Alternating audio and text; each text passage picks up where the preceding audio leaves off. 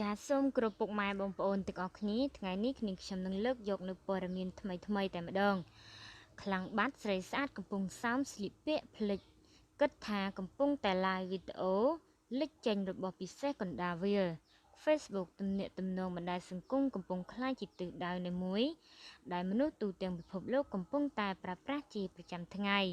សម្រាប់បម្រើដល់ទំនាក់ទំនងការកម្សាន្តចំណេះដឹងចែករំលែក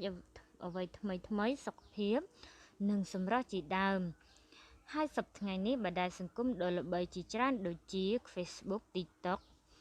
Bingo Line ជាពិសេសពិភពកម្សាន្តដ៏ធំជាងគេនៅក្នុងគឺ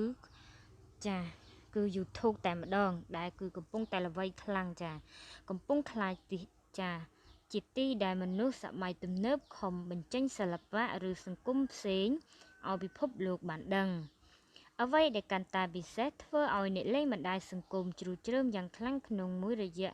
កាលចុងក្រោយនេះបណ្ដាញសង្គមក្លាយជាកន្លែងកម្សាន្តនិងជាទីផ្សារអនឡាញដ៏ធំជាងគេនៅក្នុងលោកក្នុងនោះមានការលក់ផលិតផលតាមអនឡាញដូចជាសម្លៀកបំពាក់គ្រឿងឧបករណ៍បរិភោគឧបករណ៍ប្រើប្រាស់និងគ្រឿងសម្អាងការជាដើម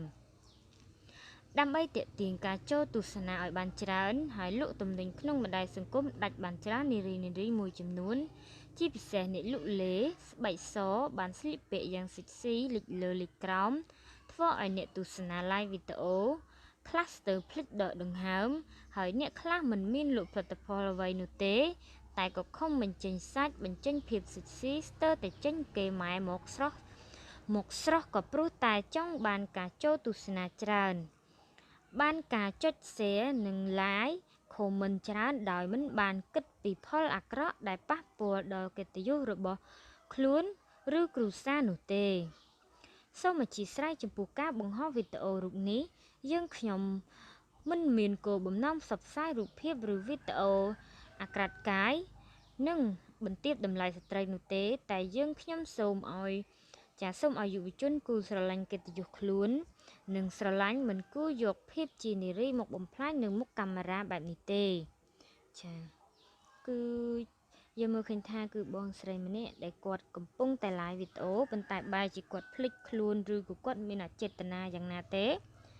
ទៅធ្វើឲ្យលេចតំបន់ពិសេសនៅមុខកាមេរ៉ាតែម្ដងបងប្អូនព័ត៌មានប្រចាំថ្ងៃគឺមានតែប៉ុណ្្នឹងទេសូមអរគុណសូមគោរពលា